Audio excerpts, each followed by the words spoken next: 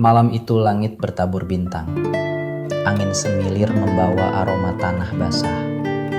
Di bawah pohon jati tua yang menjadi saksi bisu kenangan mereka, Dimas dan Rika duduk berdampingan, membiarkan waktu mengalir perlahan. Kalau suatu hari aku pergi, kamu akan tetap menunggu kan?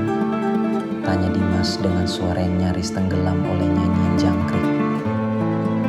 Rika menatapnya dalam-dalam. Mata itu menyimpan cahaya harapan. Aku tidak akan kemana-mana, Dimas. Aku akan menunggumu selama apapun itu. Janji ya, sehidup semati. Dimas mengangguk.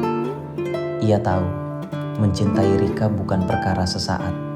Ia ingin membangun masa depan. Tapi desa ini terlalu sempit untuk mimpinya.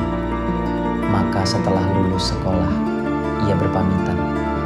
Dengan satu harapan, suatu hari nanti ia akan kembali sebagai pria yang pantas untuk meminang Rika. Kota itu dingin, penuh deru kendaraan dan wajah-wajah asing. Tapi Dimas bertahan. Ia bekerja sebagai kuli bangunan di pagi hari, menjadi penjaga toko di malam hari. Tubuhnya lelah, namun semangatnya tetap menyala. Karena Rika. Mereka hanya bisa bertukar kabar lewat pesan singkat. Kadang ia menatap foto Rika saat malam terlalu sepi.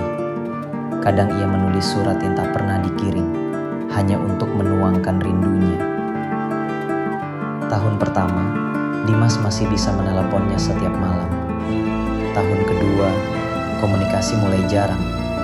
Rika sering tidak membalas. Tapi Dimas selalu berpikir positif. Mungkin dia sibuk. Mungkin sinyal di desa buruk. Tahun ketiga, Dimas mulai berhasil.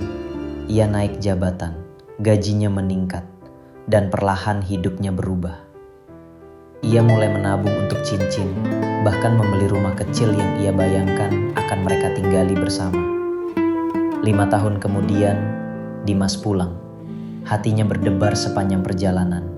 Ia menggenggam kotak kecil berisi cincin yang dibelinya dari gaji pertamanya sebagai manajer proyek.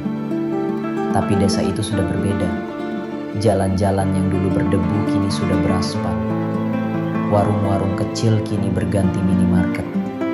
Namun yang paling berubah adalah kabar tentang Rika. Ibunya menyambutnya dengan pelukan, tapi dari air mukanya, Dimas tahu ada sesuatu yang disembunyikan. Rika, sudah menikah nak, katanya lirih. Sudah 2 tahun. Dunia seperti berhenti berputar. Dengan siapa? Tanyanya lirih. Dengan Reza, teman sekolah kalian dulu. Sahabatmu kan? Dimas tak bisa berkata-kata. Cincin dalam sakunya terasa membakar. Ia menelan perih yang terlalu dalam untuk diluapkan. Pagi berikutnya, Dimas pergi ke rumah Rika.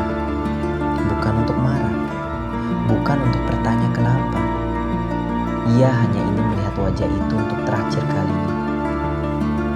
Dari kejauhan, ia melihat seorang wanita menggendong anak kecil.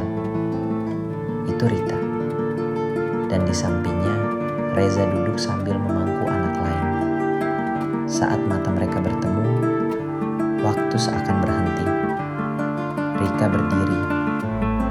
Wajahnya pucat, matanya bergetar. Tapi tak ada kata yang terucap. Dimas tersenyum pelan. Kau terlihat bahagia, katanya pelan meski suaranya nyaris hancur. Rika hanya menggenggam lengan bajunya sendiri, menunduk. Maaf, Dimas, aku...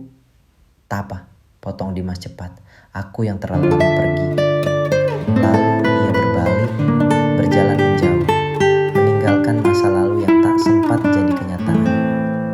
Di sakunya, cincin itu tetap ia bawa.